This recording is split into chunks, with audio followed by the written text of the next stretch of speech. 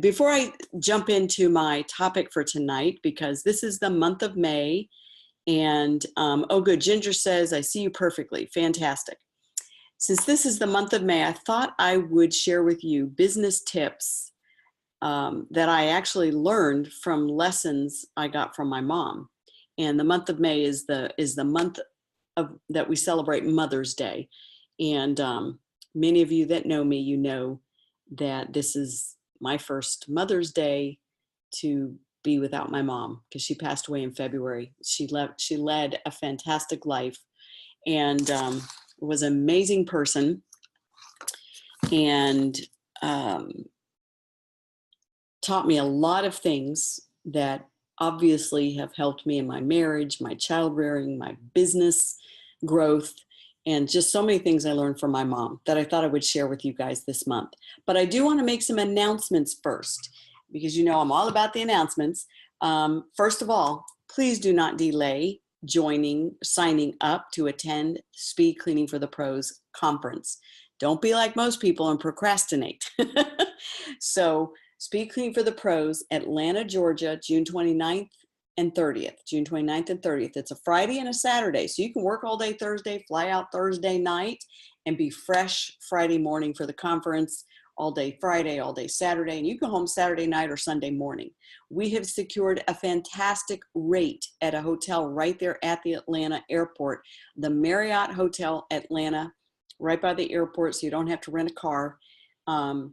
We are, let's see here. I wonder why this is just not, I don't know what's going on. It doesn't seem to be showing up. But anyway, could somebody type in a comment just to make sure I'm still live in real time? Because I think I am. So anyway, Atlanta, Georgia, June 29th, June 30th, Friday and Saturday. The hotel is the Marriott Hotel. It's a very nice one right there at the airport, so you don't need to rent a car. And it's $106 a night. And that room rate ends June 7th. That's right around the corner, people. So June 7th, that room rate is no longer guaranteed. So please make sure you register right away and confirm your room. Speed Cleaning for the Pros. Here are some of the materials you will leave with. Incredibly valuable materials. So first of all, you'll get workbooks. You'll have day one workbooks, which is the owner's training. And we will go through day one, more sensitive information. You don't want to bring your field supervisors for day one, but they can come for day two. They can hang out in the hotel if you travel, and if you're traveling from out of state. And then day two is all about the training supervisor. There's no proprietary secrets that I share in day two. So you don't have to worry about anything sensitive that you wouldn't want your employees to hear. So day two is training managers workshop. And I speak to the audience as if everyone in the audience is the training manager. So even if only the owner comes, or you and your office manager come, you will know exactly how to go back and teach your training supervisors how to implement the speed cleaning program in your business. You'll leave with every person who attends, employees, managers, owners, will receive a speed cleaning book, Speed Cleaning for the Pros book. It is the edited, updated version of the original speed cleaning, but this was written for cleaning companies. And each company that registers will receive the speed cleaning DVD. This is the updated version. It's $100 value right here alone, 110 bucks. It's absolutely fabulous deal. What I like to tell people is, what would it mean to your business if you could speed up your staff, improve your production rates, and cut payroll costs? What would that mean to your business? And I like to give an example of the cost to you if you don't come and you need to improve your production rates. Most people tell me that when they implement speed cleaning for the first time and you implement it correctly, it will be embraced by all of your staff. If you implement it incorrectly, then you'll get a lot of pushback. But if you implement speed cleaning with your staff, if your company is hourly, let's say your employees are paid hourly, and everybody says they struggle to find enough employees, right? And some people actually turn away business. They're turning away business because they can't service the demand. Imagine what it would look like with your company if you could add one job a day per team. One job a day per team because you improve production rates. You didn't have to hire a single person. You're working with the same people you have today, and what you thought was capacity and people were moaning and groaning, can't take on another house. If all of a sudden they could take on one more house without hurrying and getting complaints, of course, they could add one more house to their day and get it done in the same amount of time they did one less house in the past. What would that look like to your business? Let's say you have 3 teams. Now, most people, if you have employees, many people have a lot more than 3 teams, but let's say you had 3 teams and you had 3 teams that added one more job a day, and each job was $100, which nowadays that's actually unlikely. If you're doing a lot of recurring jobs, most recurring clients weekly, bi-weekly run 120, 130 easily. But let's say you add one job a day to 3 teams and each job is $100 a piece. So that's $300 a day. So one $100 house added to each of your 3 teams. That's $300 a day you've added, which is nice right there. But in 1 week, that's 5 days. If you did that all 5 days because you improved their production rates, you could add one more house on them and it wouldn't take them any longer than when they did fewer houses. So your payroll costs do not go up. It's almost 100% profit. With 3 teams, that's $300 a day, 5 days a week. If you did it all 5 days of the week, you're talking about adding $1,500 a week in revenue to your business, to your bottom line. And if your company is hourly, and this is done without them spending more time, which is usually the case, then that's almost 100% profit, $1,500 added revenue. Now, there's more. $1,500 a week for all 3 teams adding just one job a day that was $100 a job, times that times 4.33. That's a month, right? Times that times 4.33. That's $6,500 in revenue added to your business by being able to add one more job a day to 3 teams in your company. Obviously, if you had 6 teams, we're talking $13,000 a month. But let's just go with 3 teams. That's all you have.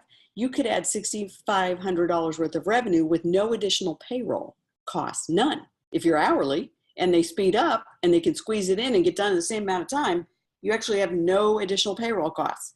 So that's an extra $6,500 in your pocket if you pay hourly. Not everybody does. Some people pay commission, so you can split that in half. It's half of the money you're getting. So let's look at what that looks like in a year. So that's $6,500 extra dollars in your pocket in 1 year. Let's times it times 12 months.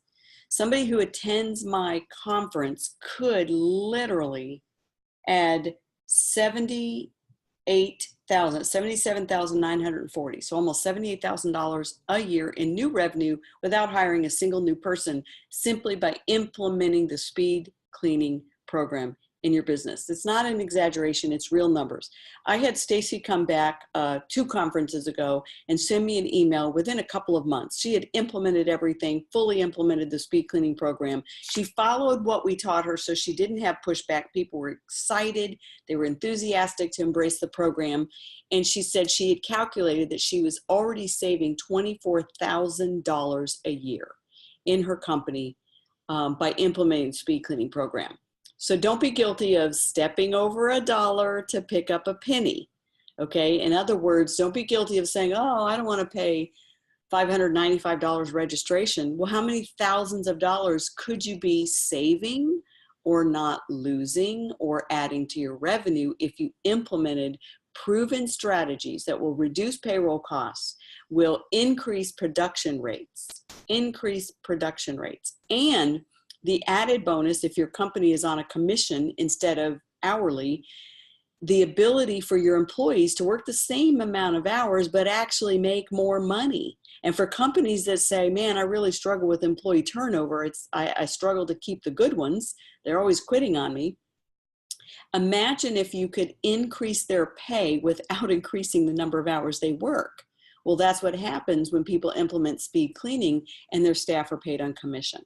So it's a no-brainer. Speed cleaning for the pros. Attend June 29th and June 30th in Atlanta, Georgia. So I hope you will be there. For those of you that want to sign up and register as a VIP, we still have some slots as VIPs. I only take about 25 VIPs. And what that means is you will get to have lunch with me both days. We'll have our own private cocktail hour Thursday night. And you will get $500 worth of training bonuses that, trust me, you'll be thrilled about. So become a VIP and attend Speed Cleaning for the Pros. You can add the VIP status. It's $297. You can add the VIP status when you register. Now, you're wondering, how do I register? Well, go to debbiesardone.com/events. debbiesardone.com/events. All right, let me say hello to a couple of people, and then we'll jump into our tips for tonight, lessons I learned from my mom, part 2. I see we have Friedrich that has joined us. So great to see you. We are looking forward to meeting you and learning from you. Friedrich, are you already registered? I'm so excited. Will I see you in Atlanta? I hope so. That's exciting.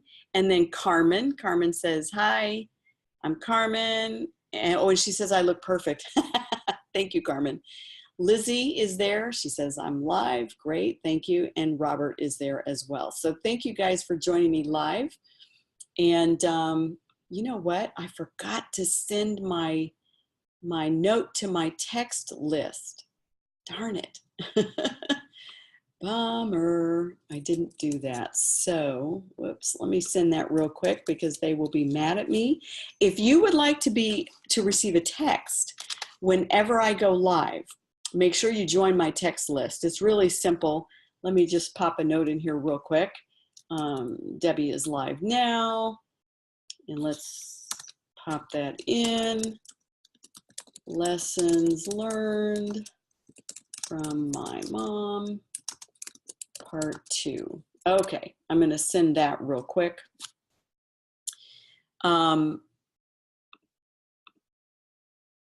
The way you join my text list is simply type in the number. You know, it says there's an error. Could not connect. I don't have a clue what the error is. That's driving me crazy. So anyway, I apologize to you guys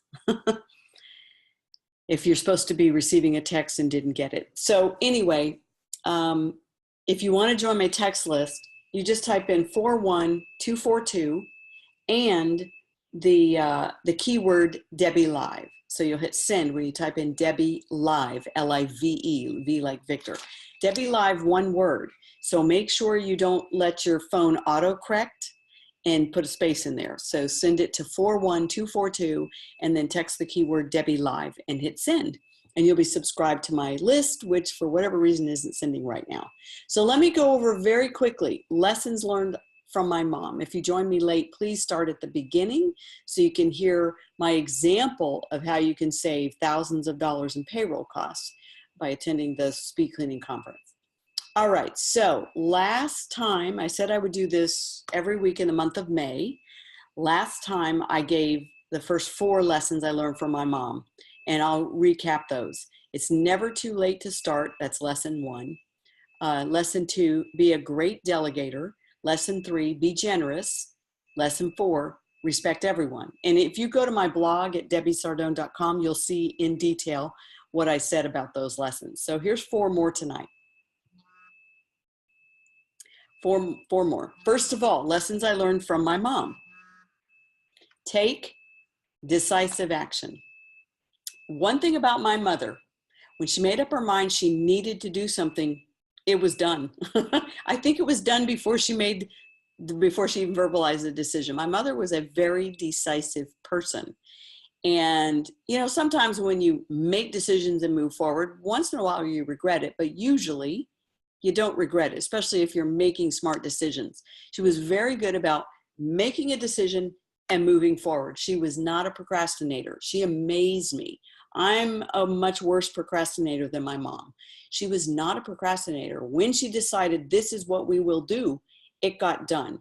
And I saw that in her business. She took action. She made decisions. She acted upon them immediately.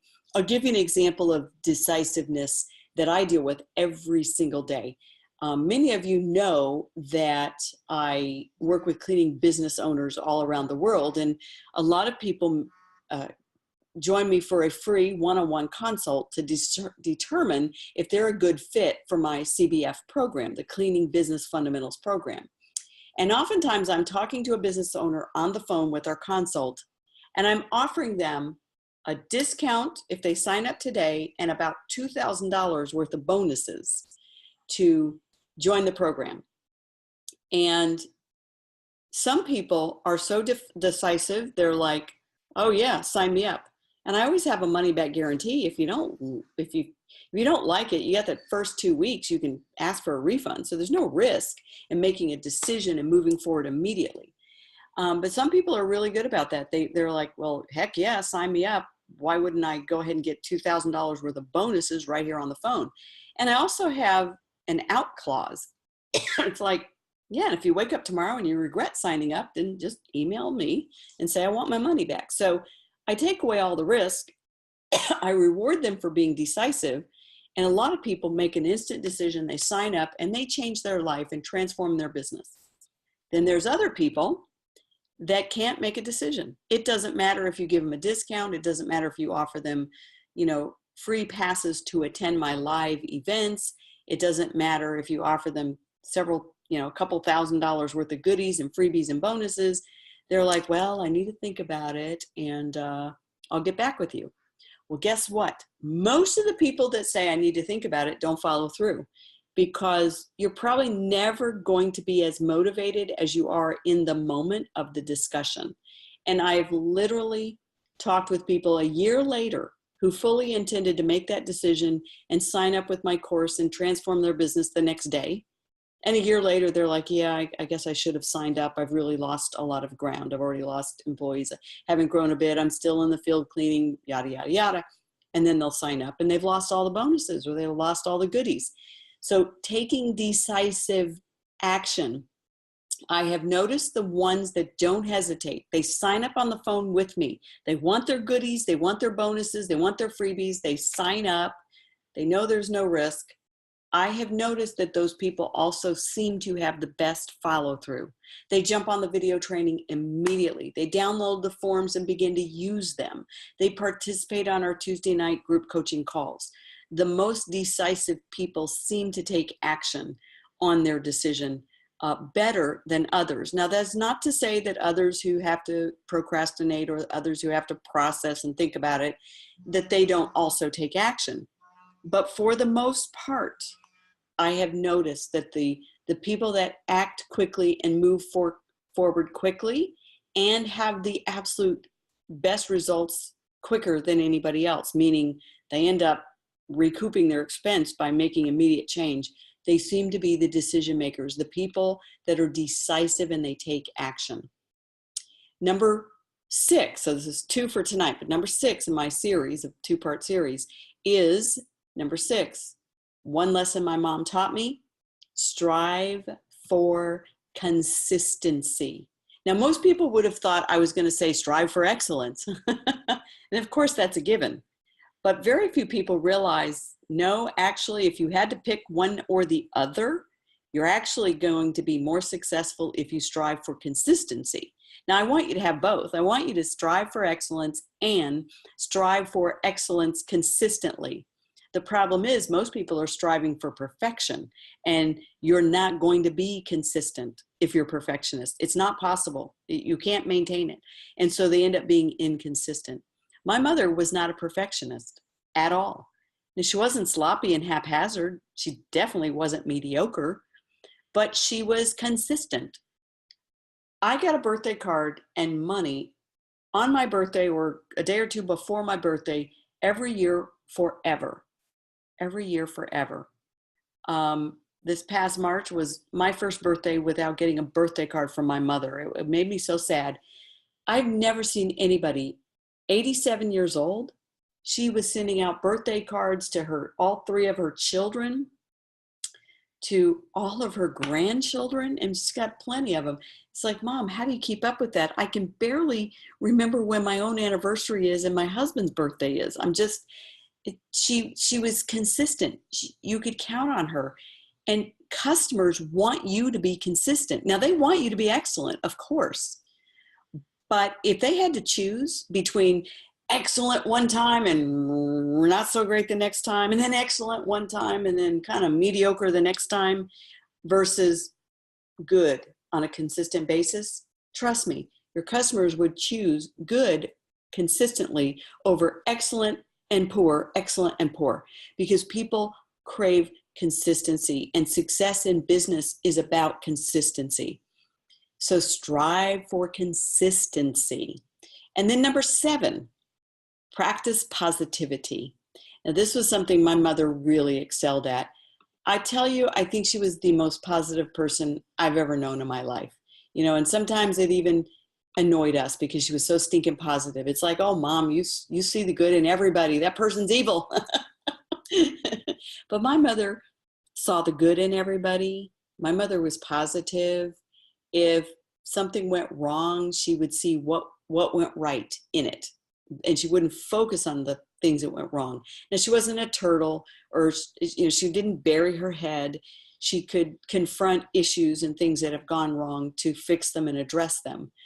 But she definitely was a very positive person. There's people in this world, they see the glass as always half empty. And there's other people who see the glass as always half full. And I believe I got that nature from my mother. And my husband teases me about it. He's like, yeah, you see the best in everything. And I do. And guess what? So many things turn out good. And I truly believe that successful people practice positivity. And I can focus on the negative all day if I want, but I don't want to. I can see the flaws in my children or my husband or my business, but I don't want to. I'd rather focus on the good things and work on the things that I have control over, work on the things that I can fix or I can address. But if you practice positivity, it will reap benefits tenfold over practicing negativity. Oftentimes in these one-on-one consults, when I'm talking to somebody about my Cleaning Business Fundamentals course, I'll hear 2 types of people. And I will say most entrepreneurs are quite positive. We're very enthusiastic. But once in a while, I would say 1 out of, maybe 2 out of 10, they will have a very negative bent. And instead of talking about, the things they want and the things they really are striving for in their goals, they will constantly talk about how bad, the work ethic is in this country. And you can't find anybody that wants to work. My business would be so much bigger if I could find decent employees. And they talk about everything from an external standpoint as if it's bad, I have no control over it. It's bad, I can't fix it. Oh, there's too many cheap competition out there. They're not paying payroll taxes, and they're not insured and bonded, and there's just too much cheap competition. They're focusing on the negative instead of who cares? If you're doing all the right things, let's fix what you're doing wrong so you can succeed. And so practice being positive. And if you have the tendency to be negative, work on it. Don't accept it. Don't settle for that. Don't decide, well, that's good enough. Work on it. All right. Can somebody type a note in and just make sure I'm still live? For some reason, I'm not as confident tonight that everything is working. Then the number 4 point for tonight, which is number 8 in our series, is set boundaries for how others can treat you. My mother was really good about this. Now, she was very giving. She was very positive. She always saw the best in people. But when she realized that people were trying to cross that line and walk all over her or take advantage of her or mistreat her, or friends who were disloyal, she was done. She would not allow people to walk all over her or abuse her or take advantage of her. So she wasn't a sucker. She was positive. She was a loyal friend. She was consistent, but she understood there are boundaries, and she set those boundaries, and she didn't let people cross them in terms of how they treated her, okay, thank you, Lizzie. And oh, hey, Emerita, good to see you. Emerita, let's see if I'm saying that right. But anyway, good to see you. So glad you're on here. And I see Wayne and Gus. I haven't seen you in a while. Great to see you. Oh, I'm glad you needed to hear this today, guys. Yeah, I haven't seen you guys in a while. Anyway, so set boundaries. You know, in business, when your business is structured in such a way, or maybe you didn't structure it this way intentionally, but it ends up being this way, to where you have no leverage with your employees. Your business is broken and you don't have the luxury of firing a bad employee. You end up letting them walk all over you. And I personally feel like that is completely demoralizing to a business owner. You always had this dream of having a great business and being a wonderful boss and having all these amazing employees that need you. And what your business has turned into is this nightmare that runs you ragged. It's on your mind day and night. You can never get away from it emotionally. It doesn't pay you enough for the amount of time and pain. And you've ended up with a business where your employees walk all over you. I've had business owners tell me, I know I'm too nice. I know I'm too nice. And finally, I'll correct them and say, actually, it's not that you're too nice. You know you don't have a choice. You have built a business that doesn't work. And therefore, when you have a bad employee, you don't really have a lot of options to fire them. You end up waiting till they quit on you, which is a horrible, painful way to sever the relationship when they've been walking all over you. And so if you don't have the ability to set boundaries and say, look, if you cross this boundary, you're gone. It's very frustrating. It's very demoralizing to the business owner who knows secretly, I have to let my employees walk all over me because they have a full schedule. I don't have anybody coming in to interview. And this one that should be fired cleans really good. She's disrespectful and rude and calls in sick or shows up late too often, but I don't have a choice. If I fire her, I don't have anybody to do the jobs. Okay, that's when you lose all the leverage. You have no power in your business, and it's frustrating. It makes for a very unhappy business owner, and it really does wreak havoc on your business. Long term, it frustrates the other employees who watch you tolerate bad behavior in bad employees, and it hurts your credibility and quality with your customers because those people are doing hit and miss work, sloppy work whenever they don't feel like doing a good job, and they show up late and they just wreak havoc on your business. You have to have leverage in your business, and without a strategy, you're not going to have it. Without a strategy to control employee turnover and making sure you have a strategy where you're able to keep your employees long term, you end up with a business that employees walk all over you and you can't set boundaries. I'll give you a quick illustration and then I'll wrap it up. My sister came from cut from the same cloth. She also owns a cleaning, I'll be done in just a minute. Dinner is ready. She also owns a cleaning business. She took my CBF course and they're doing amazing. And she had an employee that was just really taking advantage, and my sister set a boundary and said, if she crosses this boundary, I'm going to have to let her go. And this employee thought she was indispensable, and she kept pushing the line because she thought, well, they need me too much and I clean too good and they can't do without me. And my sister, who'd set that boundary, she took the CBF course so she knows she can hire new employees who will stay. She told the employee, I'm so sorry, you crossed that boundary one too many times and I gave you several warnings and today's your last day. That employee was devastated. She was sobbing. She was in tears. She was like, oh, I didn't mean it, and blah, blah, blah. She was so repentant. And she said, please, can I have my job back? And my sister said, no, I'm so sorry. You crossed a boundary. And then I think she texted her and begged her for her job back. And so eventually my sister said, well, I'll think about it. So she let the girl sweat over the weekend. And that sounds just like my mother. But it's a boundary.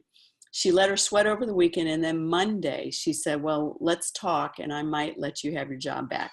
So of course She brought her back in and she said, I will let you have your job back under one condition. And she set the boundaries again. She said, if you cross it, you're gone and there won't be another chance. So far, this gal has been a model employee. My sister learned how to set boundaries and not let people walk all over you from my mom. If you don't have that power and you don't have that leverage in your own business because it's out of control, it isn't working. You can't find good workers. So when you find one who cleans good, you tolerate all kinds of garbage, then you need my CBF course, plain and simple. You can find out more and see if you're eligible for a free consult with me to talk about my course and your business by going to cleaningbusinessfundamentals.com. That's simple, long word, cleaningbusinessfundamentals.com. You can go there and find out more about CBF. And you can register for Speed Cleaning for the Pros Conference coming up in Atlanta, Georgia, June 29th, June 30th, Friday and a Saturday. And you can register at debbiesardone.com/events. Somebody type it in the chat. I gotta hurry. I've given you 4 tips. This is part 2, lessons I learned from my mom. If you missed the beginning, make sure you go back and listen on the replay if you dialed in late. And thank you so much for being a part of my broadcast today. We've got 2 more lessons I'll do this month during the month of May, the month we celebrate our moms. And hope this was helpful to you tonight. Hope it was something you needed to hear. And I do hope I see you in Atlanta. Take care, everybody. Love being on these broadcasts with you. Let me figure out how to end my broadcast. Thanks. Take care. Sorry.